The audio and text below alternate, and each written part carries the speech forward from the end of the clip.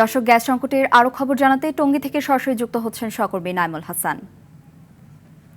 Naimul, gas সংকটের কারণে শিল্প কারখানায় কি কি সমস্যা হচ্ছে জানাবেন আমাদের।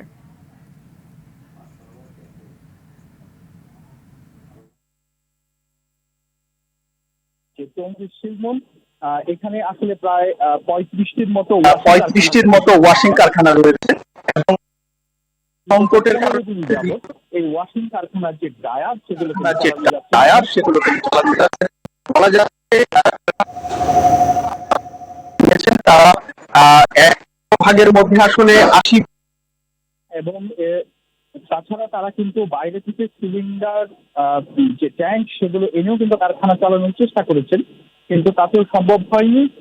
আমি যদি একটু দেখাতে চাই যে শ্রমিকরা কিন্তু যে কর্ম ঘন্টা অর্থাৎ 8 ঘন্টা, তার মধ্যে 6 ঘন্টায় বসে থাকছেন এমনকি কিন্তু এই ওয়াশিং জানিয়েছেন।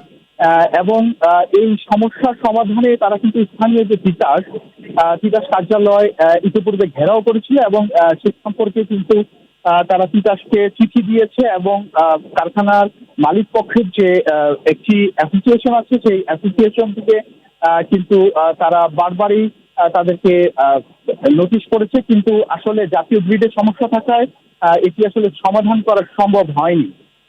তো এই ছিল গাজীপুরের টঙ্গীর শিলমন এলাকা থেকে গ্যাস সংকটের সর্বোচ্চ। ধন্যবাদ।